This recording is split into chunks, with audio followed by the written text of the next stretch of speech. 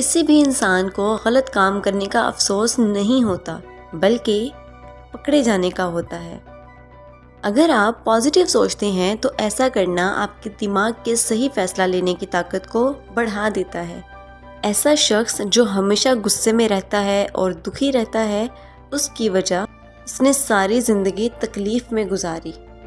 کھانا کھانے کے بعد ہمارے جسم میں خون کا بہاؤ کم ہو جاتا ہے، اسی وجہ سے ہمیں نیند آنے لگتی ہے۔ ہم بہت زیادہ توجہ کرتے ہیں اس شخص پر جو ہمیں نظر انداز کرتا ہے۔ جس کے دوست کم ہوتے ہیں وہ زیادہ ذہین ہوتا ہے اور اس کی سوچ بھی دوسروں سے مختلف ہوتی ہے۔ اگر کوئی انسان لگاتار ناخن چباتا ہے تو اس کا مطلب وہ پریشان ہے۔ اگر آپ کسی سے پہلی بار مل رہے ہیں تو آپ کے پاس صرف 7 سیکنڈ ہوتے ہیں دوسرے انسان کو متاثر کرنے کے لیے۔ جن لوگوں کی لکھائی خراب ہوتی ہے وہ بہت تخلیقی صلاحیتوں کے مالک ہوتے ہیں۔ اگر ہمیں 15 لوگ بھی دن میں میسج کریں تو ہم خوش نہیں ہوں گے، پر اس ایک انسان کی وجہ سے پریشان ہو جائیں گے جو میسج نہیں کر رہا ہوگا۔